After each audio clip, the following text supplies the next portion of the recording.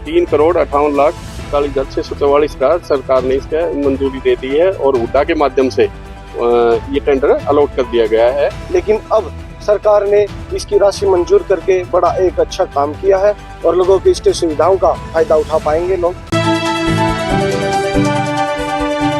नमस्कार, मैं हूं आपके साथ पूर्वी राय और आप देख रहे हैं भिवानी हलचल न्यूज।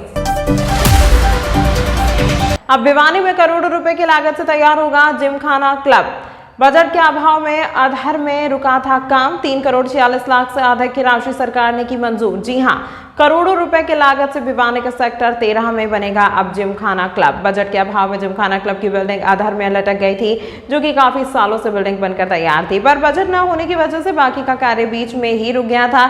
सरकार ने दोबारा 3,46,00,000 रुपए से अधिक की राशि मंजूर की है। इसके बाद भी भिवानी शहर में भी जिमखाना क्लब की सुविधा उपलब्ध होगी। इस बारे में जानकारी देते हुए सुभाष और संदीप पार्षद ने जानकारी देते हुए बताया कि जिमखाना क्लब की बिल्डिंग बनकर तैयार हो चुकी थी, लेकिन बजट के अभाव में काम अधर में लटका हुआ था। अब सरकार ने दोबारा 3,46,00,000 रुपए से अधिक की राशि मंजूर की है। इसके बाद भिवानी शहर में जिमखाना क्लब की सुविधा उपलब्ध होगी, जिससे शहरवासी इसका फायदा उठा सकेंगे। At Rising Stars Convent School, we lay the foundations of your kids. A trusted name from the last 25 years. Rising Stars Convent School, opposite ESI Hospital, Hansi Road, Bhiwani. Admission open. Demand जो है वो उठ रही थी और काफी वर्ष से जो आधा अधूरा काम जो है वो होकर के पड़ा था।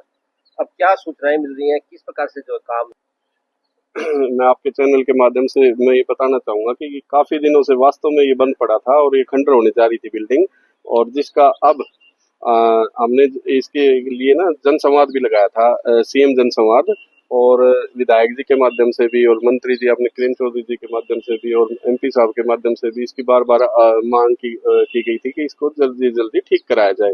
और सेक्टरवासी भी काफी इस बात की वो उठाते थे कि बिल्डिंग बिल्कुल नष्ट होने जा रही है।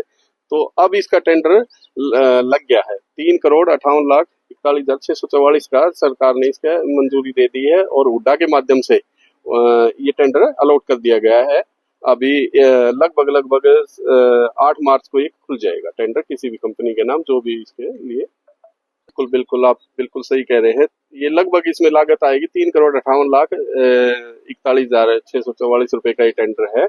और इसमें जिसके अंदर पार्किंग नहीं बनी हुई थी, वो पार्किंग के लिए पेवमेंट, बाथरूम्स वगैरह और प्लम्बिंग का काम, टाइल्स, और जो भी ये रिपेयरिंग है इसकी, और इलेक्ट्रिसिटी का वर्क इसमें रुका हुआ था और खिड़की दरवाजे नहीं थे, वो सारे इसमें शामिल कर दिए गए हैं।